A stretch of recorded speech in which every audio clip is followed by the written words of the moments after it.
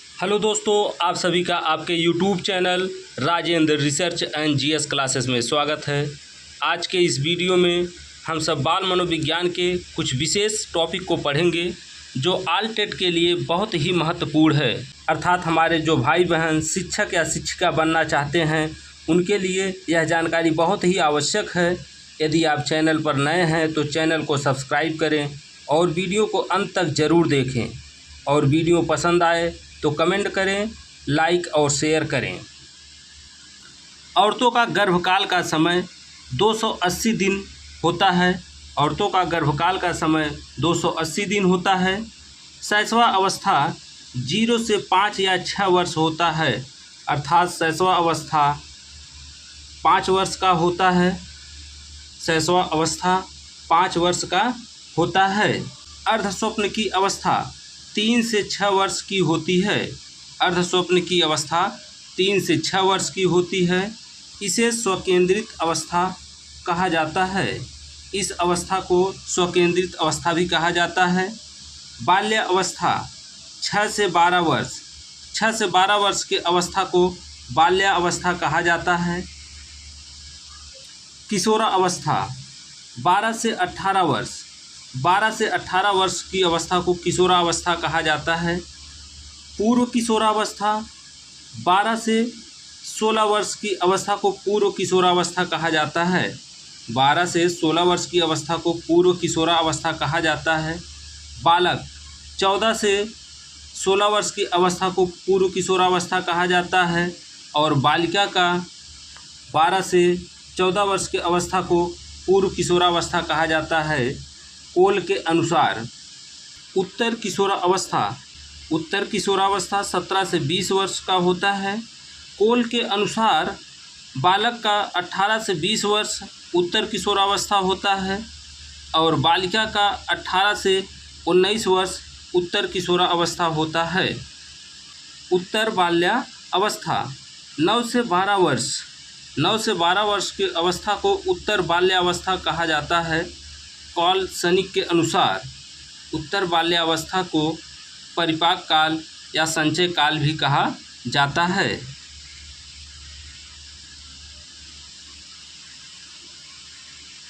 पूर्व बाल्यावस्था 3 से 6 वर्ष की अवस्था को पूर्व बाल्यावस्था कहा जाता है। समाजीकरण की प्रक्रिया शैशव काल से ही बालकों में उपस्थित हो जाती है।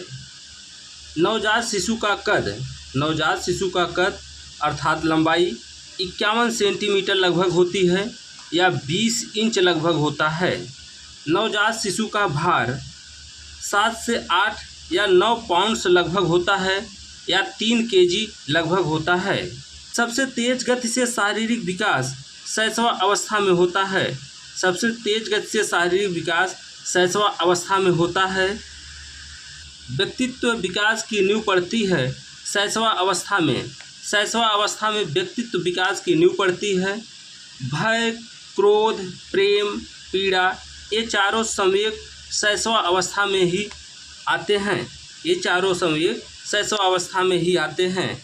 नवजात शिशु के दूध के दांत 20 होते हैं। नवजात शिशु के दूध के दांत 20 होते हैं। नवजात शिशु में हड्डियों की संख्या 270 होती है।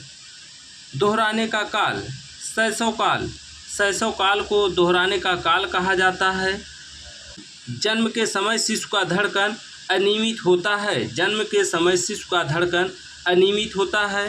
दूध के सभी दांत निकल जाते हैं। एक वर्ष में दूध के सभी दांत निकल जाते हैं। विकास की प्रक्रिया जीवन भर चलता रहता है। जन्म के समय बालक बालिका से 1/2 सेंटीमीटर लंबा होता है। स्वकेंद्रित अवस्था शैशव काल को कहा जाता है। बालक की प्रथम पाठशाला परिवार होता है। वंशानुक्रम के अनुवांशिक लक्षण 1/2 पितृपक्ष के और 1/2 मातृपक्ष के आते हैं। बालकों में वंशानुक्रम के अनुवांशिक लक्षण 1/2 पितृपक्ष के और 1/2 मातृपक्ष के आते हैं। मूर्त संक्रियात्मक अवस्था का काल 7 से 11 वर्ष होता है। 7 से 11 वर्ष मूर्त संक्रियात्मक अवस्था का काल होता है। मनोवैज्ञानिकता के आधार पर बालकों को विद्यालय भेजना चाहिए 5 वर्ष में। मनोवैज्ञानिकता के आधार पर विद्यालय में बालकों को भेजना चाहिए 5 वर्ष में। समान बालक ध्वनि उच्चारण शुरू करता है 9 से 15 माह में। सामान्य बालक ध्वनि उच्चारण शुरू करता है 9 से 15 माह में। जन्म के समय शिशु के मस्तिष्क का भार 500 ग्राम होता है। जन्म के समय शिशु के मस्तिष्क का भार 500 ग्राम होता है। जन्म के समय बच्चों में संवेग उत्तेजना होता है। जन्म के समय बच्चों में संवेग उत्तेजना होता है। अधिगम की परिभाषा।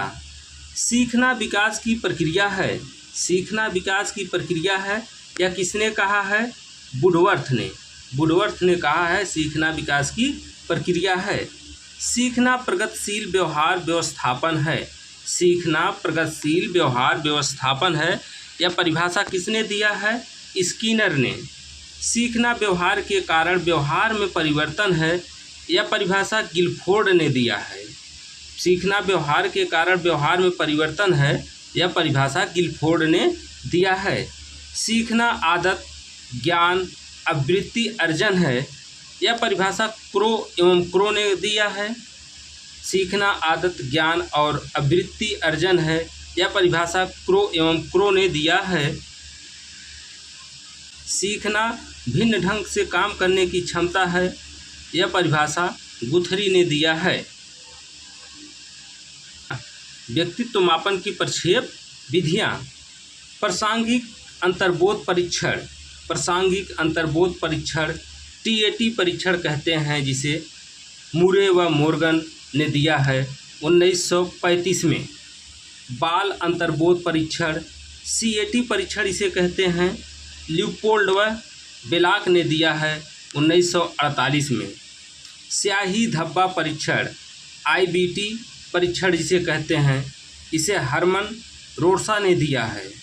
वाक्य पूर्ति परीक्षण SCT परीक्षण जिसे कहते हैं, पाइन व टेडलर ने इसे कहा है। शाब्दिक बुद्धि परीक्षण PPT परीक्षण इसे अल्फ्रेड बीने ने कहा है। व्यक्तित्व मापन की अप्रक्षेपी विधियाँ। व्यक्तित्व मापन की अप्रक्षेपी विधियाँ। अनुसूची विधि। अनुसूची विधि। प्रश्नावली विधि। साक्षात्कार विधि। आत्मकथा विधि। आत्मकथा विधि। व्यक्ति इतिहास विधि। निरीक्षण विधि। समाज मिति विधि। शारीरिक विधि। स्वप्न विश्लेषण विधि। मानदंड मूल्यांकन विधि। स्वतंत्र सहचर्य परीक्षण विधि FWAT विधि।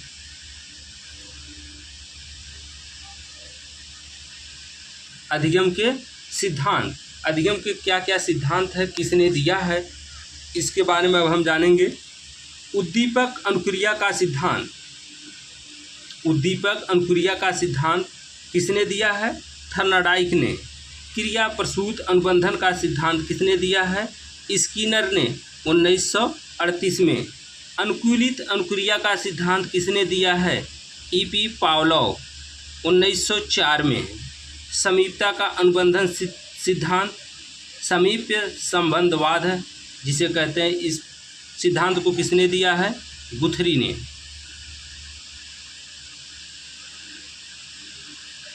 प्रबलन या पुनर्बलन का सिद्धांत किसने दिया है? C.L. हल 1915 में। चिन्ह अधिगम का सिद्धांत किसने दिया है? टालमैन ने। सूझ का सिद्धांत किसने दिया है? उल्फगंग कोहलर 1912 में। कोफ्का और वर्दिमर भी। अधिगम का क्षेत्र सिद्धांत किसने दिया है? कूर्ट लेविन ने।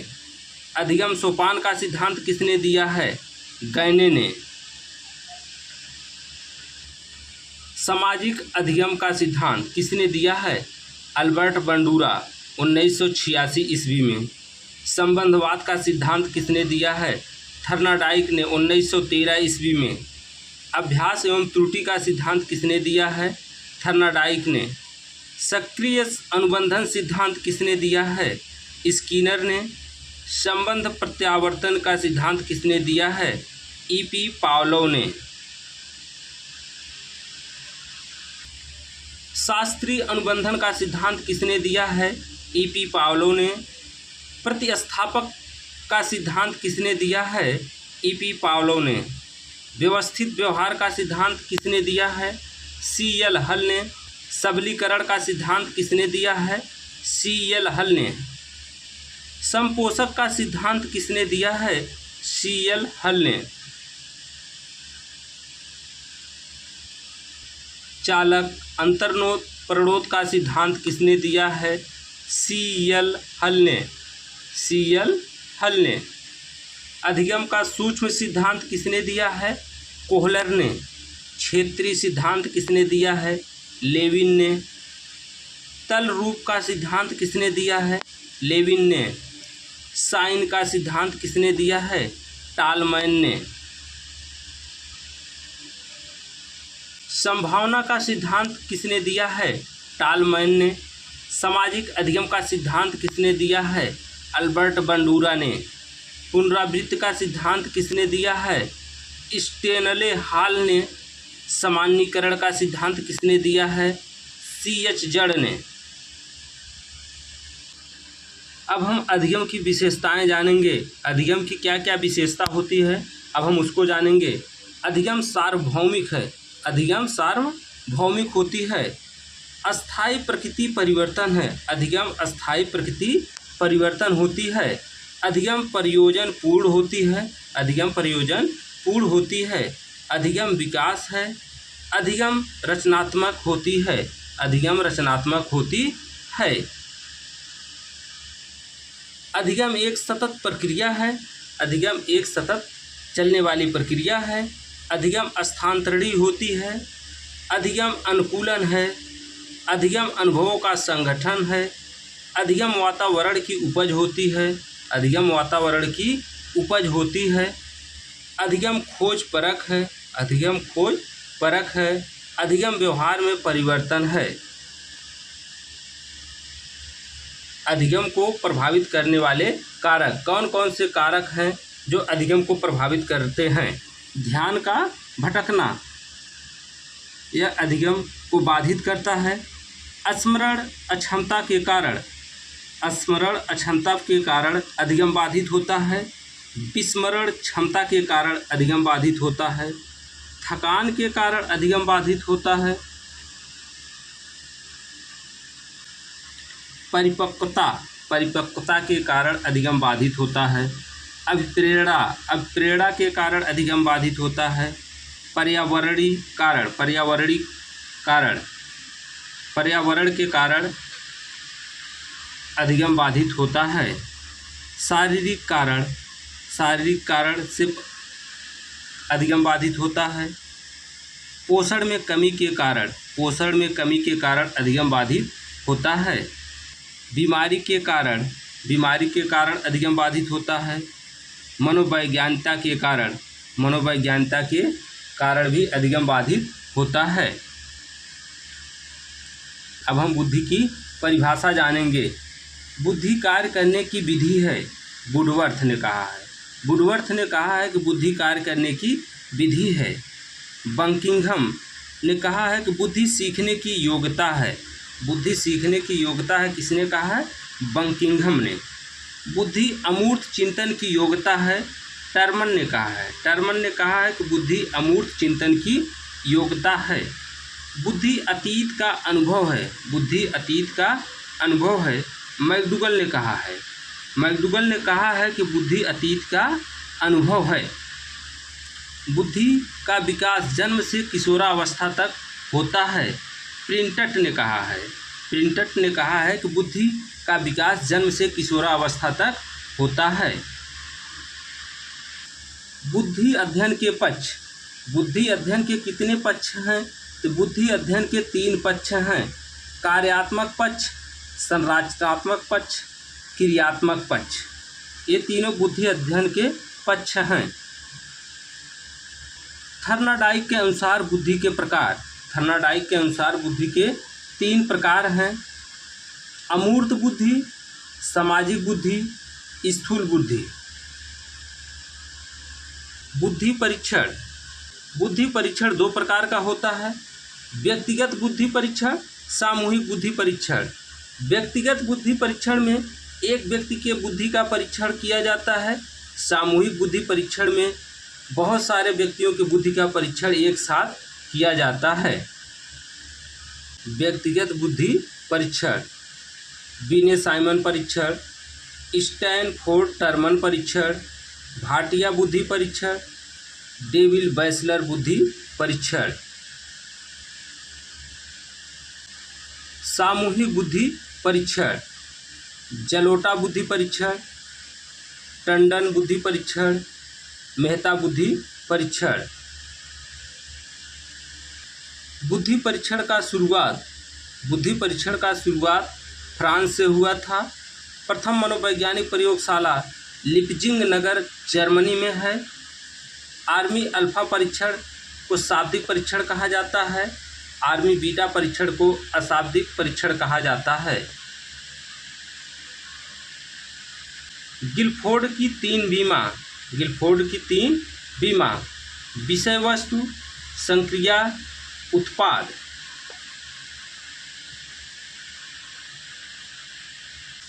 बुद्धि के सिद्धांत।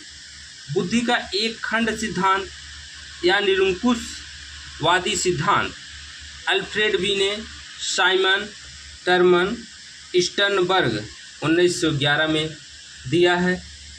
बुद्धि का 2 खंड सिद्धांत स्पीयरमैन 1904 में दिया है। बुद्धि का 3 खंड सिद्धांत स्पीयरमैन ने दिया है। बुद्धि का बहुखंड सिद्धांत थर्नाडाइक ने दिया है। बुद्धि का बहुखंड सिद्धांत थर्नाडाइक ने दिया है। बुद्धि का आणविक सिद्धांत थर्नाडाइक ने दिया है। बुद्धि संरचना का सिद्धांत गिलफोर्ड ने दिया है। बुद्धि का त्रिआयामी सिद्धांत दिया है 3D सिद्धांत गिलफोर्ड ने बुद्धि का त्रिआयामी सिद्धांत दिया है। बुद्धि का सामूहिक कारक समूह खंड सिद्धांत थर्स्टन व कैली ने दिया है। बुद्धि का तरल ठोस सिद्धांत RB कैटल ने दिया है। बुद्धि का तरल ठोस सिद्धांत RB कैटल ने दिया है। बहुबुद्धि सिद्धांत गार्डनर ने दिया है। त्रितत्व सिद्धांत रॉबर्ट स्टैनबर्ग ने दिया है। संज्ञानात्मक विकास मॉडल जीन पियाजे ने दिया है। युग्म तुलनात्मक निर्णय विधि थर्स्टन ने दिया है। क्रमबद्ध अंतराल विधि के प्रतिपादक थर्स्टन हैं। क्रमबद्ध अंतराल विधि के प्रतिपादक थर्स्टन हैं। न्यायदर्श या प्रतिदर्श वर्ग घटक बुद्धि का सिद्धांत थॉमसन ने दिया है। पदानुक्रमित कर्मिक महत्व बुद्धि का सिद्धांत बर्ट एवं बर्नन ने दिया है। बुद्धि इकाई का सिद्धांत स्टर्न व जॉनसन ने दिया है।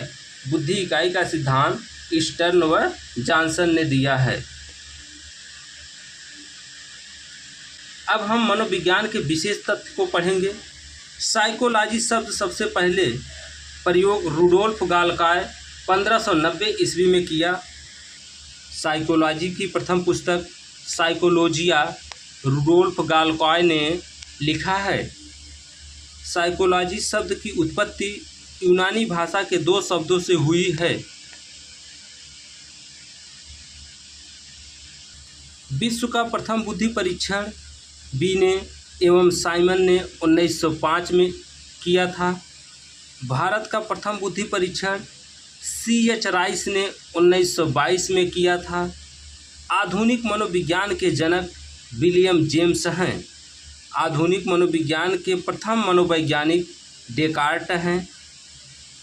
किंडरगार्टन विधि के प्रतिपादक फ्रोबेल हैं। किंडरगार्टन विधि के प्रतिपादक फ्रोबेल हैं। मॉन्टेसरी विधि के प्रतिपादक मारिया मॉन्टेसरी हैं। संज्ञानात्मक विकास के जनक जीन पियाजे हैं। संज्ञानात्मक आंदोलन का जनक अल्बर्ट बंडूरा हैं।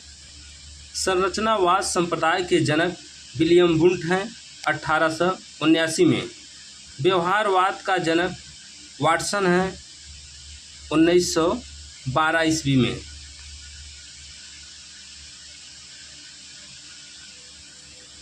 मनोविज्ञान के जनक विलियम जेम्स हैं। मनोविश्लेषणवाद के जनक सिगमंड फ्रायड हैं 1900 ईस्वी में। संरचनात्मक अधिगम अवधारणा के जनक जेरोम ब्रूनर हैं। गेस्टाल्टवाद के जनक कोहलर, कोफ्का, वर्दीमर लेविन हैं 1912 ईस्वी में। आधुनिक मनोविज्ञान के जनक विलियम जेम्स हैं।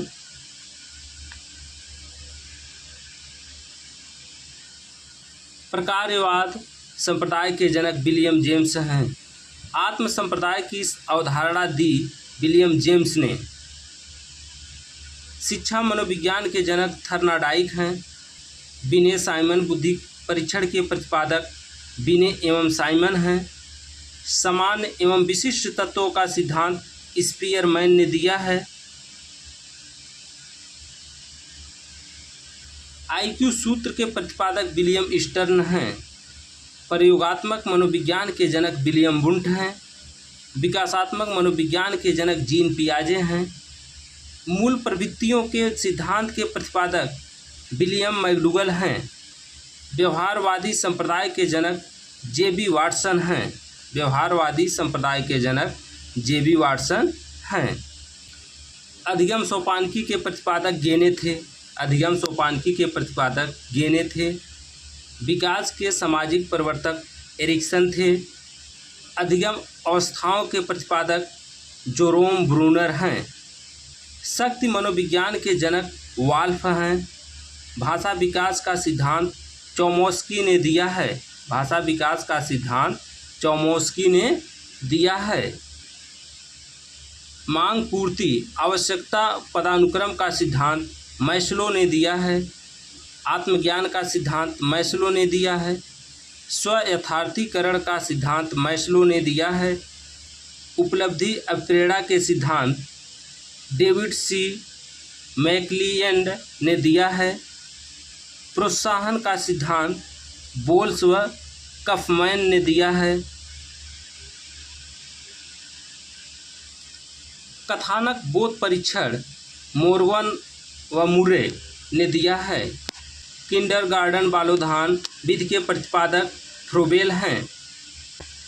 मनोविश्लेषण विधि और स्वप्न विश्लेषण विधि सिगमंड फ्रायड ने दिया है।